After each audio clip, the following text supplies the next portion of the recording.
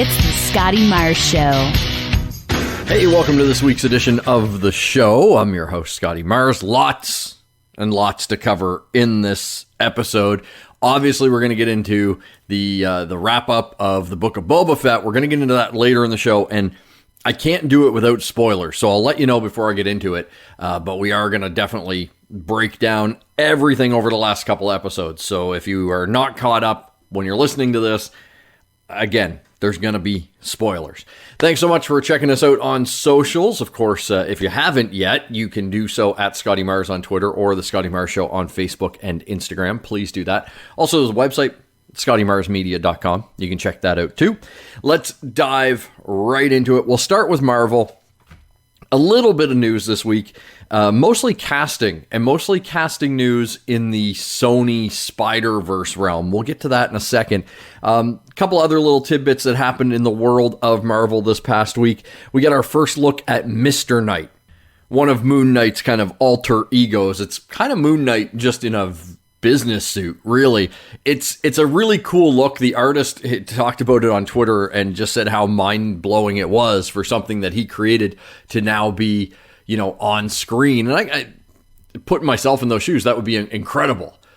Something that you sat down, came up with, drew, and then you see it, in a different interpretation. That would be awesome. I've always thought it was a very cool look, and it's definitely going to add some layers to Moon Knight when we get Mr. Knight. So great to see the direction they're going with this show. It's going to hit Disney Plus on March 30th. Highly anticipating Moon Knight. And people are saying, like, from Marvel, that they're not holding back and that it has a lot of horror elements and that. So hopefully it lives up to the expectations we have based on the trailer and the poster. That poster was so damn good that it set expectations for the show, which it's a sign of a good poster, but still, dangerous game to play.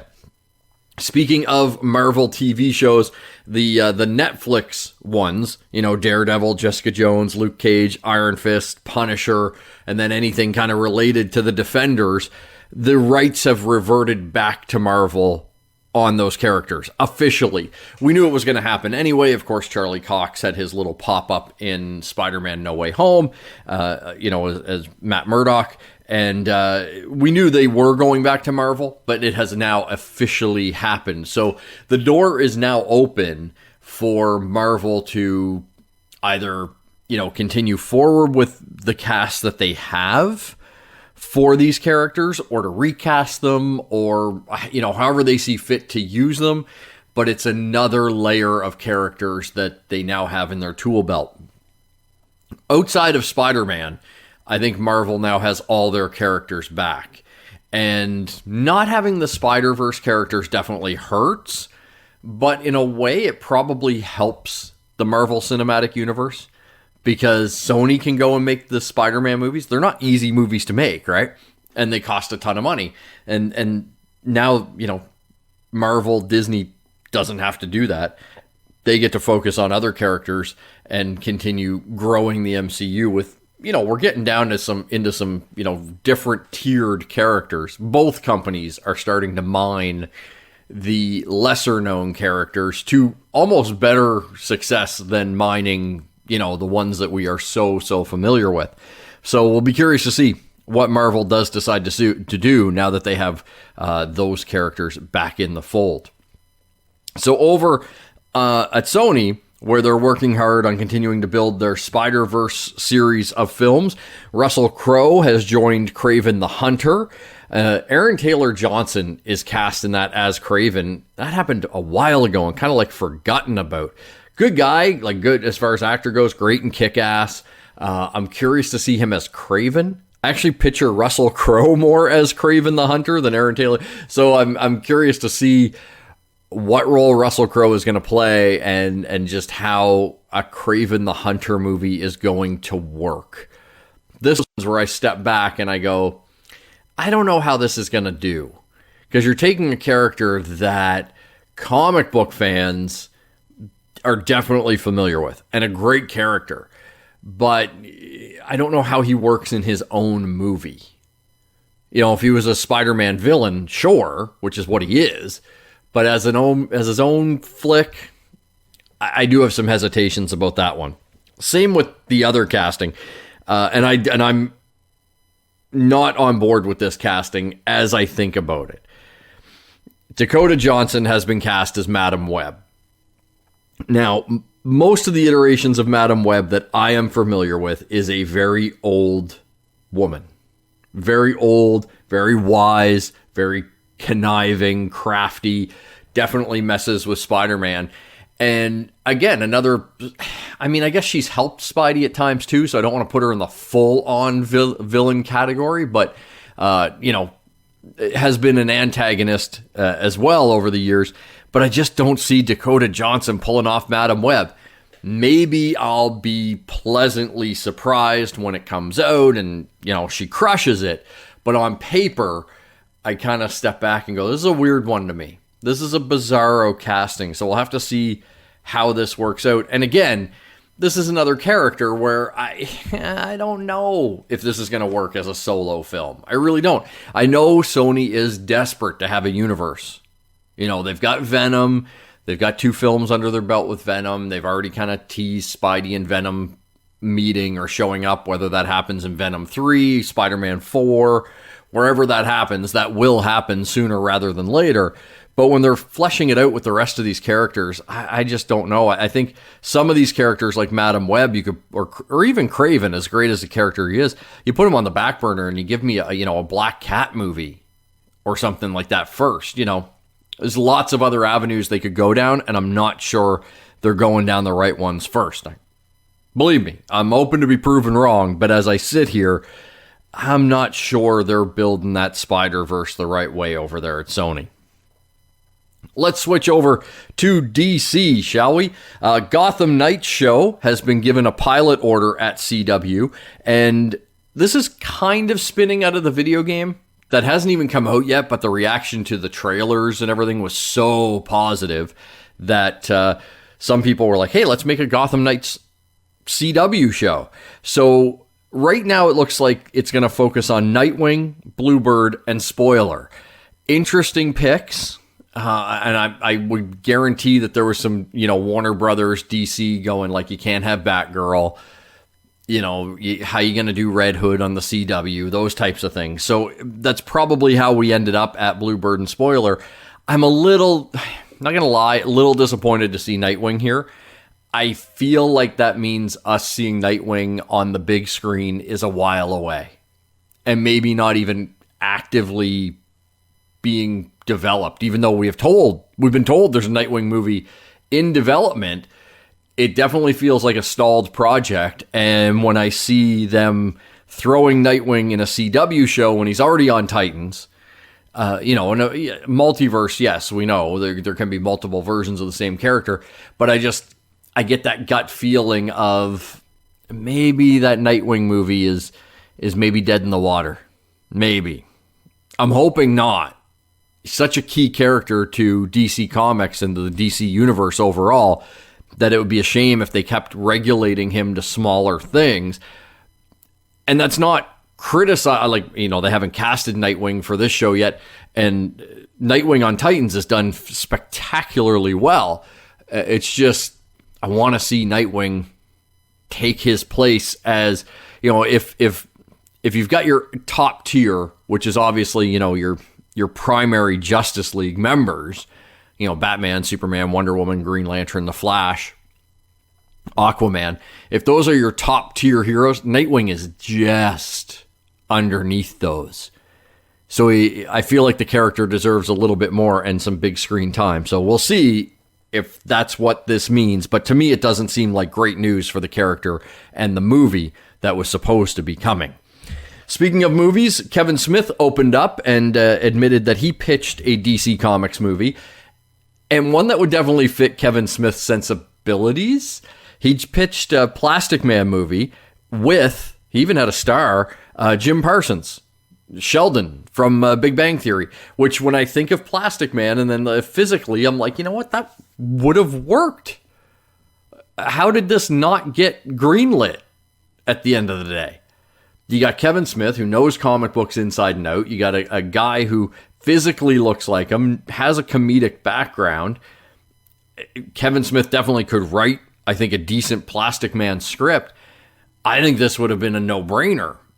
And maybe not a theater film, maybe an HBO Max DC Universe movie if you were a little worried about the marketability of Plastic Man. But I don't know. To me, it just sounds like it's a win. And I feel like they dropped the ball with that. If anybody at Warner Brothers, which I know they listen to the show, if anybody there is listening, maybe call Kevin and see if he's still game to do that. I think it'd be great content for HBO Max in the very least. I think it'd be awesome. Maybe make it a series for HBO Max if you don't want to do full-on movie. Speaking of series, the CW Legends of Tomorrow, rumors are flying that Booster Gold is coming to Legends, which has me very, very excited. One of my all-time favorite characters. Now, Donald Faison, who was on Scrubs, is rumored to be playing Booster Gold. Great casting. I think he could pull it off perfectly. And my interest in Legends has waned a little bit. I still do enjoy the show, but not as much as I did in the past. And bringing in someone like Booster Gold, and maybe even if they brought in the Ted Kord Blue Beetle, man, that would ratchet up my excitement for that show a whole lot. Again, much like the Nightwing thing, it makes me a little sad because it probably means there aren't any major plans for Booster in the immediate future.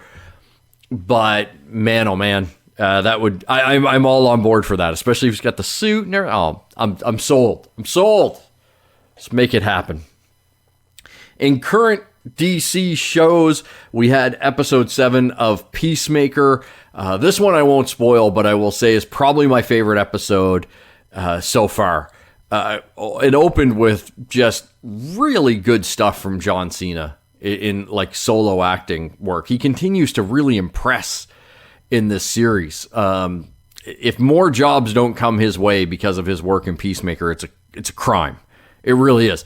The guy has done a phenomenal job, and the show just continues to get better and better and better. This one, a little bit over the top action. Of course, it set up the finale, so we're in for what they have said is a batshit crazy finale. I'm hoping we get at least a cameo from another DC superhero. They've name dropped a ton of them throughout the series, obviously, whether it be bizarro ones like Batmite or, your mainstream ones like The Flash and Wonder Woman. So I'd love to see somebody pop up in episode 8, the season finale for Peacemaker. And I did see someone tweet, I tweeted James Gunn this as well, just going, hey, this is awesome. We're loving Peacemaker. What about season 2? Like, is there any news? And he replied to somebody's tweet about a season 2 just saying, oh yeah. I don't know if that 100% confirms it. It confirms he's down to do it. And based on the reviews, audience reaction, and the numbers, I can't see why HBO Max wouldn't want to move forward with another season of Peacemaker. So I would say all signs are leading up to a Peacemaker season 2. Maybe it's something they're going to announce after season 1 gets wrapped up. But 1 week left to go, and I'm going to be so sad. I really am. That the one thing about Peacemaker that gets overlooked because the acting's been so well, the action has been fantastic, the jokes have landed more than they haven't. There's been a couple of jokes I found that missed the mark, but that's going to happen in any comedy. But man, the soundtrack is killer. As a guy that grew up on a lot of hair metal, there are some songs in this soundtrack that I haven't heard in a long time and have now reappeared in like workout playlists and stuff like that. It's great music. So kudos to everyone involved with Peacemaker. Let's hope it ends on a super high note. And DC Films has a big year, right? We're not that far away from the Batman as I record this. Just a couple of weeks.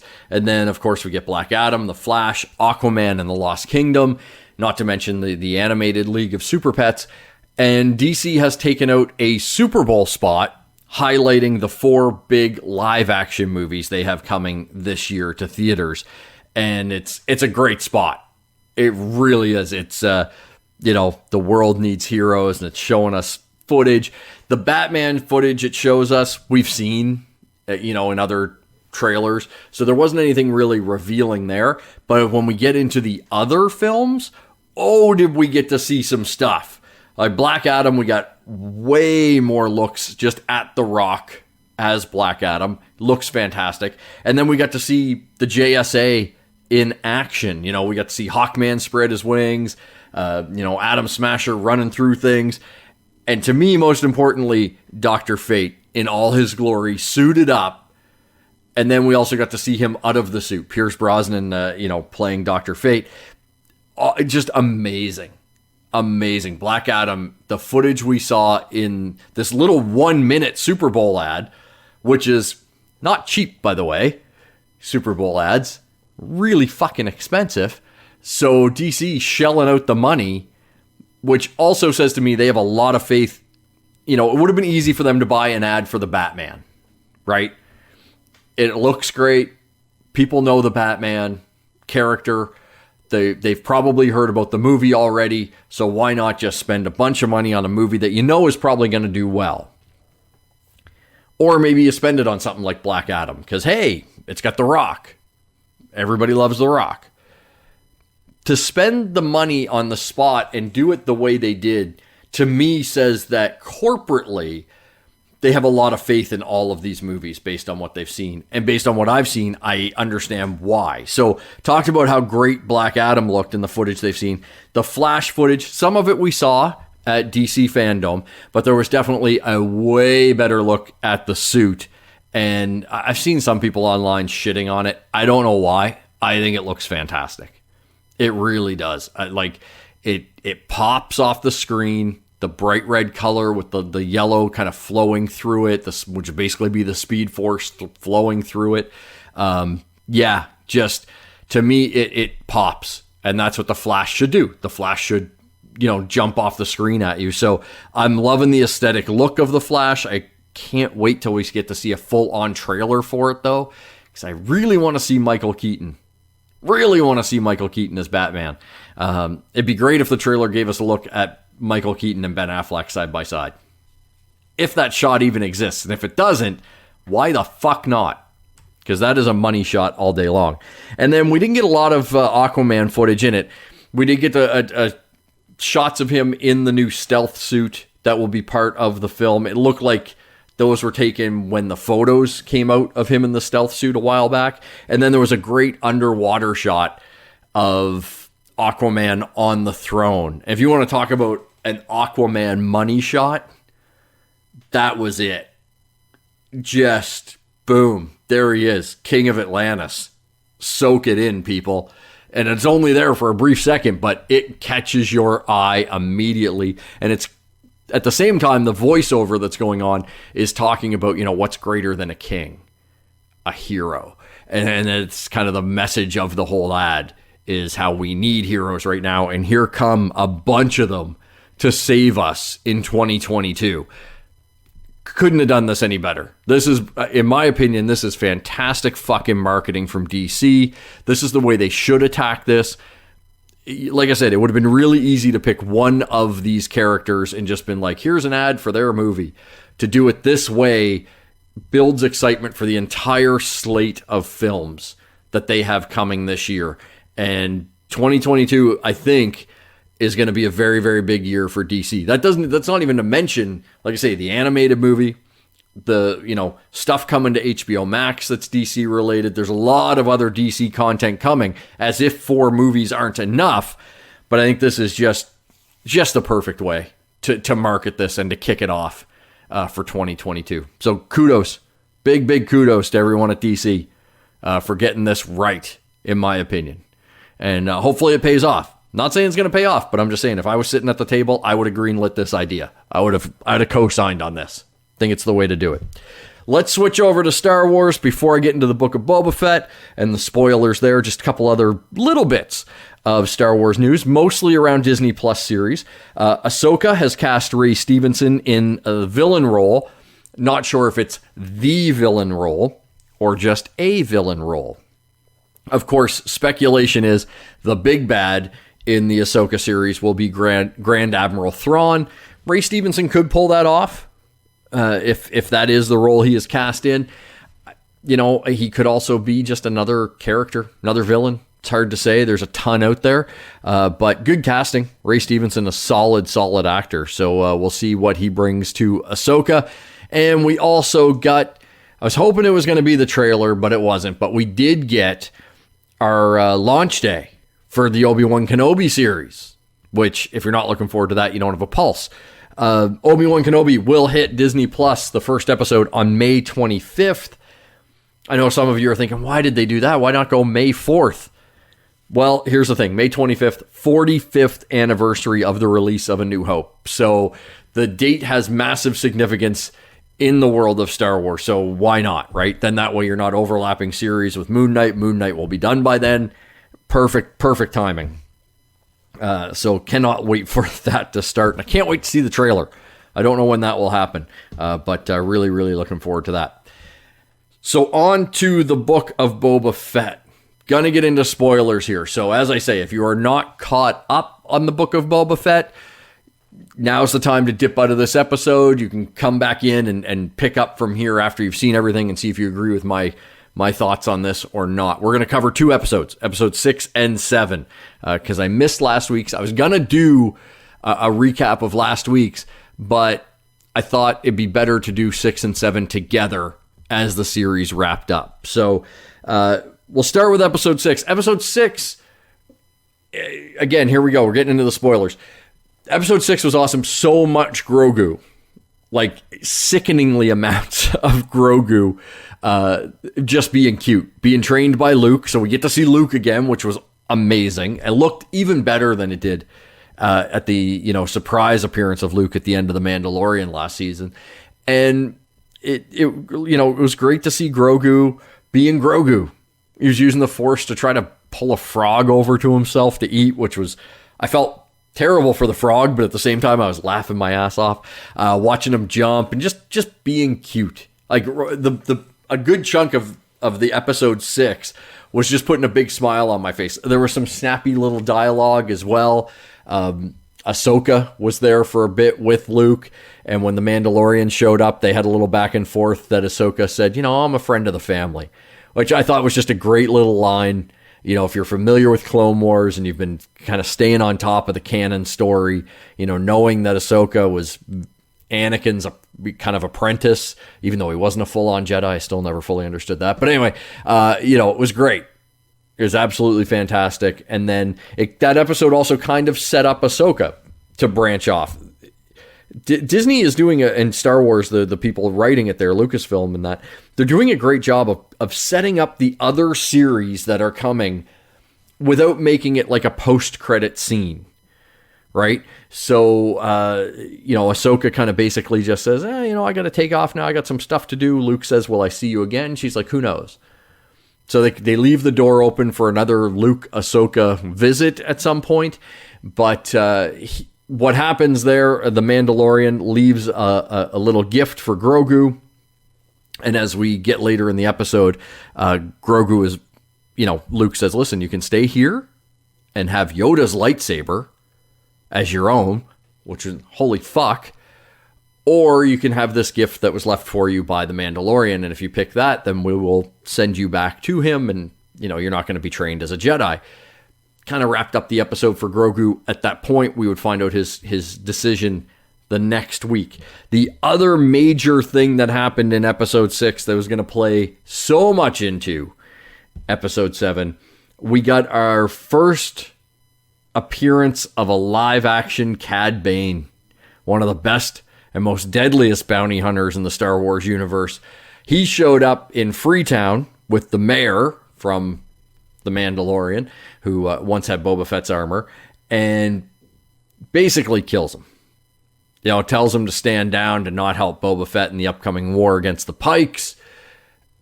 Obviously, the sheriff says, listen, I'm going to do what I want to do, and the people here are going to do what they want to do. We're Freetown, and that kind of sealed his fate.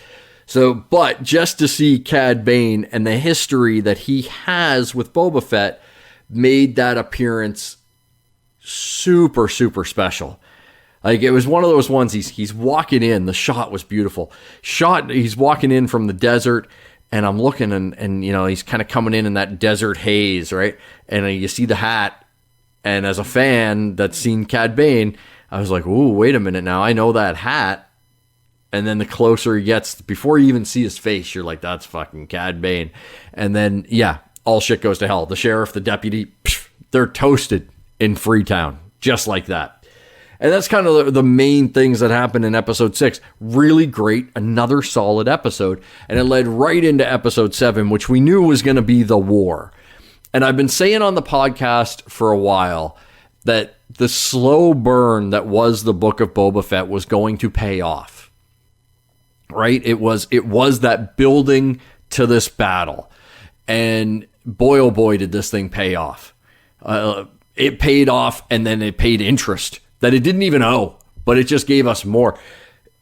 So great. So they're there, they're in the city, they're locked down, and just wave of enemy after enemy after enemy shows up. And great to see the Mandalorian back. He's side by side with Boba Fett. They're prepared to die, which there's a great scene between them where Boba Fett's telling him to leave. He's like, you know what? Go, man. This isn't your fight. We're going to die. So just get the fuck out of here.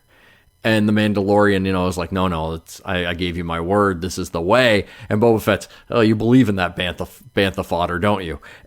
And then they go out and just start to raise hell, which was fantastic. Every character had their moment in the final battle. So everybody that we've met throughout this journey, whether it was Boba Fett, the Mandalorian, Grogu, who I'll get to in a minute, Black Krrsantan, Shennik Fan, like they all had a moment that was uniquely theirs. The Rancor, he had a few moments. We'll get to him in a sec too. Things look bleak for the Mandalorian, and then the people of Freetown show up, even without the sheriff, because they realize that these are the people that killed the sheriff in their eyes, and they need to take some revenge. So they start helping and they start fighting. And I can't think of a longer battle sequence in Star Wars, to be totally honest. To hit the high points, obviously I mentioned Grogu. He does show up, so he made his choice. He's going to ride with Mando, which sets him up for being part of the Mandalorian's journey in season 3. And he gets to use the Force a little bit, a couple times. He, saves the town almost, basically, and he also saves the Mandalorian. And great to see that. It is a little disheartening that he's basically going to be learning to use the Force on his own. Trial and error type of stuff. There's a little part of me that wishes he would have stayed with Luke, but then also where they are with Luke, he's building that temple that gets burnt to the ground in The Last Jedi. So, I also kind of think like maybe if Grogu had stayed, Kylo Ren would have killed him. So that might not have been good. So Grogu has some great moments. Like I said, everybody has a moment. Mando just pulls off some amazing battle sequences, shots. Everything that he does is just so cool. They've created such a cool character in The Mandalorian. I'm fairly certain if they took an episode where it was like Mando taking a shit, it would be cool. Just in the way they've created that character. I don't think there's anything he can do that isn't cool. And, Boba Fett's moment really comes when he goes one-on-one with Cad Bane. Now, there's an entire sequence where Boba Fett rolls in, and he goes, I'm going to go get reinforcements, and he takes off with his jetpack, and he comes back with the Rancor. And as it was kind of alluded to earlier, he's riding the Rancor. It's like, here, if they had put that in a movie, if that was in a trailer, and I was watching the trailer going, this is all right, and then I see Boba Fett riding a Rancor, I would have been like, here's all my money. You now have all my money. And that's how I felt when I saw it. I was like, this is insanely cool and a very cool moment. It was more the Rancor's moment than Boba Fett's, but it was just cool to see him riding it. Boba Fett's moment comes in a showdown with Cad Bane. Head to head. 2 bounty hunters very renowned across the galaxy. Cad Bane definitely a faster shot than Boba Fett. But if you're familiar with their history, they've had a showdown before, which resulted in an injury to Cad Bane and a dent in Boba Fett's helmet. And the dent is very pronounced. You see it throughout the entire season, and nobody mentions it. And they don't mention it here, which I thought was a bit of a missed opportunity. They did somewhat hint at the fact that they had met before, and I'm like, we'll show you who's the fastest and all that kind of stuff. And again, the way this series brought things full circle was so well done. You're thinking, Boba Fett is going to get the better of him in a quick draw because Cad Bane's older or whatever.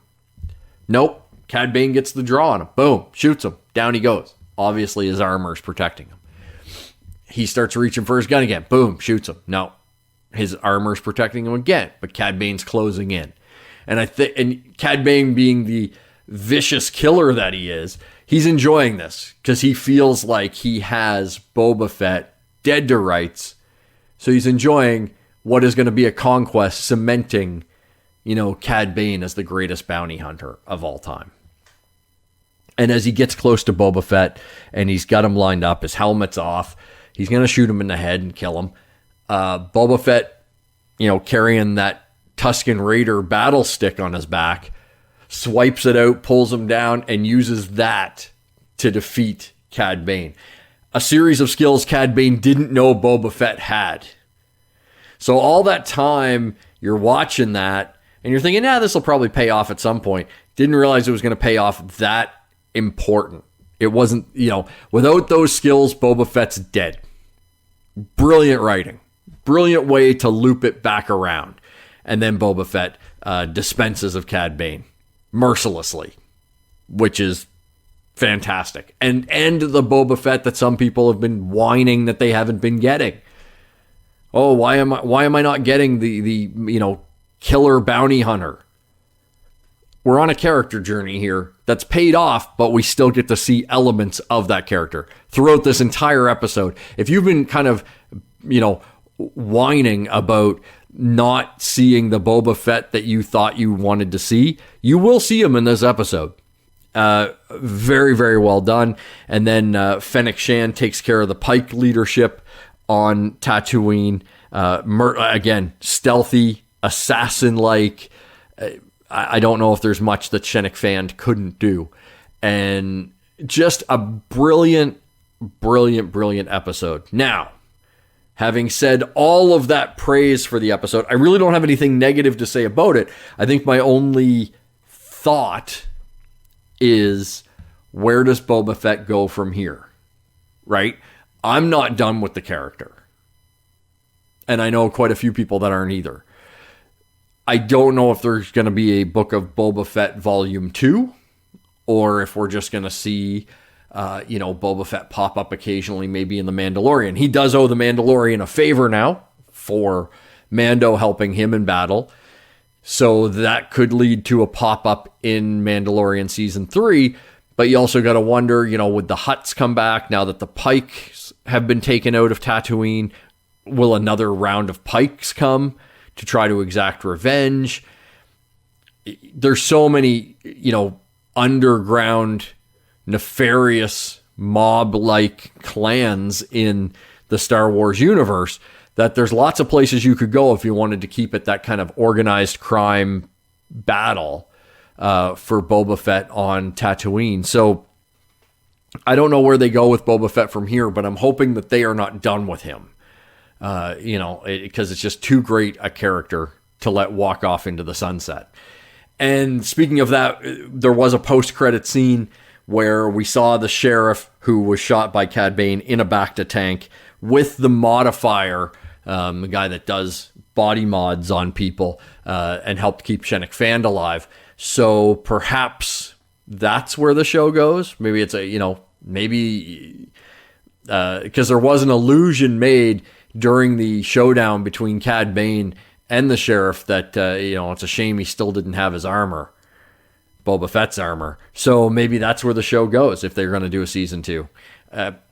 Probably not the most intriguing story that I could think of, but hey, they might be able to pull it off really, really well. So, yeah, absolutely top shelf. I know a lot of people, especially over the last few weeks of the Book of Boba Fett, because we had a full-on Mandalorian episode, and then episode 6 was primarily Grogu. And then this last episode was kind of everybody. People going, oh, it's the Book of Boba Fett without Boba Fett. And fair for a couple episodes as a criticism, but overall this has been a pretty Boba Fett heavy show about character growth and development. So I don't understand that argument. I really don't. I don't think they could have paid off the way they built this series. I don't think they could have paid it off any better in the last episode. And if, like I said, hopefully you've watched them before you listen to this. If you haven't and you listen to this and I spoiled everything, it's so badass it is still going to worth watch, even though you know what's going to happen. So don't let that stop you from enjoying the wrap-up of the Book of Boba Fett. That will do it for this week. Oh, I did want to mention one other thing. Now that we've got a big movie coming out, this kind of goes back to DC a little bit. The Batman, just a couple of weeks away. All the product tie-ins are coming out now. There's Batman Oreo cookies, which I haven't been able to find yet. But Little Caesars, they have a Batman calzone pizza. So it's like a pizza shaped like the Batman symbol with a couple of calzones on kind of the head and the tail of the bat. And then I had one of those, and it's delicious. Like for $10, well worth $10. I don't think it's a food that Batman would eat. It seems to probably go against his training regimen. I don't see Batman being, that carb heavy, but it was definitely tasty. So if you're thinking, man, what do I want to try? You can try that Batman calzone. I enjoyed the hell out of it. If you want to see pictures of it, they are up at Scotty Mars on Twitter and the Scotty Mars Show on Facebook and Instagram. And that will do it for this week's edition of the show. Thanks so much for tuning in. Don't forget to tell your friends. Let us spread like a virus. Maybe not the best terminology or comparison at this time in the world, but you know what I mean. But yeah, share the knowledge of the show's existence. And until we chat again, have a great week.